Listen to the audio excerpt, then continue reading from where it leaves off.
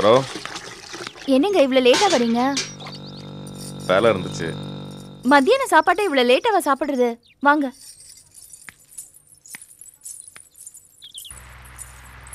சாப்பிட்டியாம்மா?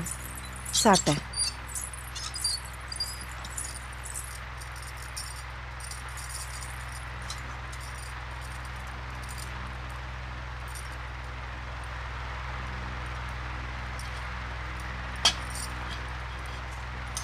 என்னங்க ஓடி ஆடி வேலை செய்யறது எதுக்காக? வயிற்றுக்காக தானே. அதையும் காய போட்டுட்டு அப்படி என்ன வேலை? வேலையே அப்படிதானே. சாப்பாட்டெல்லாம் எதிர்பார்த்துட்டு இருக்கிற பழக்கமே போயிடுச்சு. இருந்தாலும் உடம்ப பாத்துக்கணும்ல. நீ வேற என் காலையில் டிஃபன் என்ன நினைக்கிற? ஒரு 2 மசால் வடை, 4 டீ, அதோட முடிஞ்சு போயிடும். இப்போ நீ வந்ததுக்கு அப்புறம் தான் ஒரு 3 நாளா டிஃபனே சாப்பிட்டுட்டு இருக்கேன். ஏண்டா நீ வேலை போய் வீட்டுல சும்மா கிடந்த, டிஃபன் சாப்பிட்ட. வேலைக்கு போகும்போது நீ டிஃபன் கேட்டு நான் தரமாட்டேன்னு சொன்னேனா? அம்மா, நான் உங்களை ஒன்றும் சொல்லல, அப்படி அமைஞ்சு போச்சுன்னு சொன்னேன். நீங்க ஏமா கோச்சுக்கிறீங்க? பின்ன என்னடா பழசையெல்லாம் மறந்துட்டு திடீர்னு இப்படி ஒரு பேச்சு உன் வாயிலிருந்து வரலாமா? எதையும் பேசுறதுக்கு முன்னாடி ஒரு தடவை நல்லா யோசனை பண்ணிட்டு பேச பழகு. என்னங்க சாப்பிடல? இல்ல, ரொம்ப லேட் ஆயிடுச்சா? பயிர் ஒரு மாதிரி இருக்கு. இனிமே நான் வேணா நீங்க வேலை பார்க்குற இடத்துக்கே மத்தியான சாப்பாட்டை கொண்டு வந்துடுறேன். இந்தாமா, இந்த வீட்டுல பொம்பளைங்க வெளியில போற பழக்கெல்லாம் கிடையாது. சாப்பாடு கொண்டு போறேன்னு வெளியில சுத்துறது, ஊரை சுத்துறதெல்லாம் எனக்கு கொஞ்சம் கூட பிடிக்காது.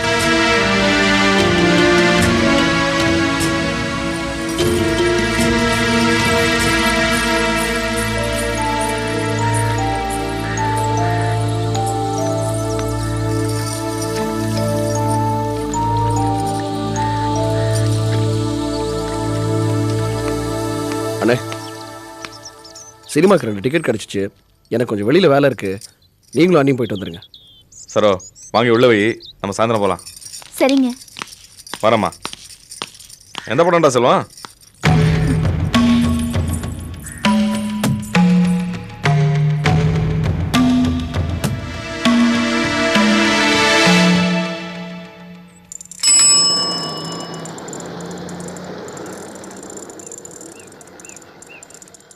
பழனி, அவ்வளோ பெரிய ஆளா நீ? எப்போ வரேன்னு சொல்லிட்டு எப்போ வர? கொஞ்சம் வேலை இருந்துச்சுண்ணே.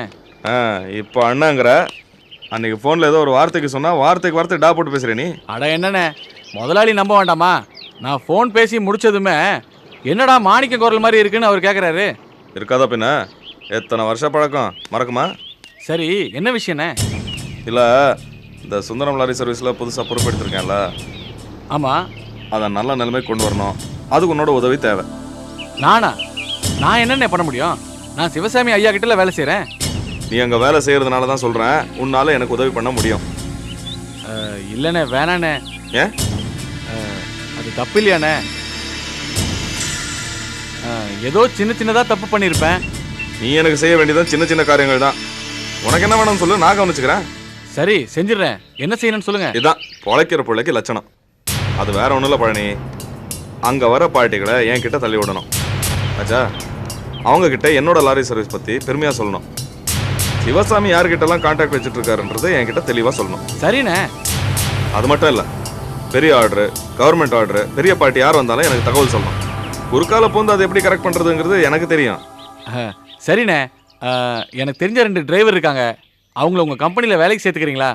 பாத்தியா, பொத்தியா காமிச்சிட்டிய. நான் உங்ககிட்ட ஹெல்ப் கேட்டால் நீ என்கிட்டயே ஹெல்ப் கேட்குறியா? அங்கே ஏற்கனவே ஆள் இருக்கு, பார்க்கலாம். சரிண்ணே, டைம் ஆச்சு, நான் கிளம்புறேன். என்னால் என்ன முடியுமோ அதை நான் செய்கிறேண்ணே. அப்படி சொல்லாதப்பா. உனக்கு என்ன தெரிய வருதோ அது எனக்கு தெரியப்படுத்து. சரிண்ணே. ஒரு நிமிஷம்.